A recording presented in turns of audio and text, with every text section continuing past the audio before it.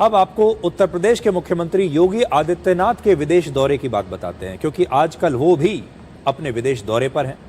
वो 4 दिनों के लिए अपने विदेश दौरे पर गए थे और ये विदेश दौरा है सिंगापुर और जापान का। पहले वो 2 दिन के लिए सिंगापुर गए और उसके बाद अब वो जापान पहुंचे हैं। और जापान में योगी आदित्यनाथ ने मैगलेव नाम की ट्रेन में यात्रा की और ये दुनिया की सबसे तेज ट्रेन में से एक है। इसकी अधिकतम रफ्तार 600 किलोमीटर प्रति घंटे से भी ज्यादा होती है। और जब योगी आदित्यनाथ इस ट्रेन में सफर कर रहे थे तब इस ट्रेन की रफ्तार थी 501 किलोमीटर प्रति घंटा।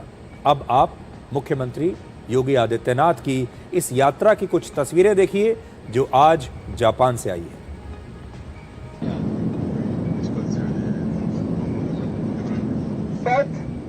The speed of 133. The comfort of riding is very smooth. So,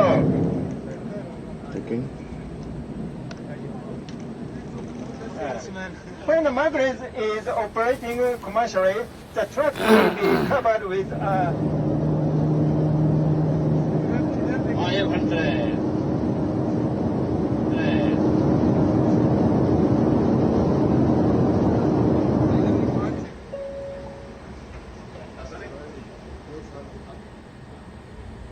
super high speed train को न केवल निरीक्षण किया बल्कि उसमें यात्रा भी की है।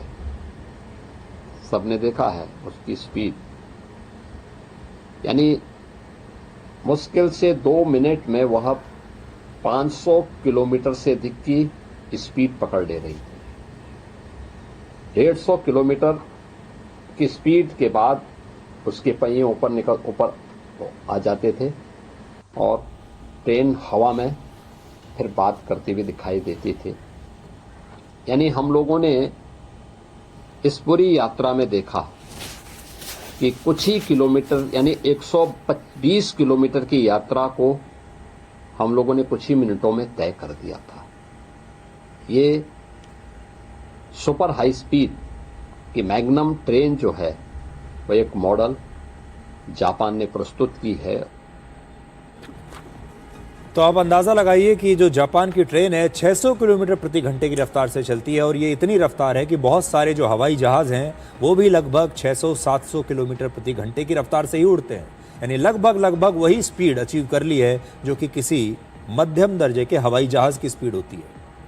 जापान की मैगलेव ट्रेन मैग्नेटिक लेविटेशन यानी चुंबकीय शक्ति के जरिए पटरी से थोड़ी ऊंचाई के ऊपर चलती है। यानी ये पटरी पर नहीं चलती, पटरी से ऊंचाई पर हवा में चलती है, जिसकी वजह से इसकी स्पीड बहुत ज़्यादा हो जाती है। और इसी वजह से जैसा मैंने आपको कहा इसकी जो स्पीड है वो लगभग एक हवाई जहाज़ जितनी है, क्योंकि ये गाड़ी पटरी पर टिकी नहीं होती बल्कि चुंबकीय शक्ति की वजह से ये पटरी से थोड़ा ऊपर उठकर चलती है।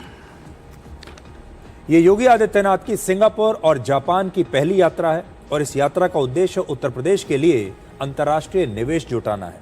दोनों देशों की यात्रा के दौरान उत्तर प्रदेश में 2.5 लाख करोड़ रुपए के निवेश के प्रस्ताव मिले हैं और 1.5 लाख करोड़ रुपए के समझौतों पर हस्ताक्षर हो चुके हैं।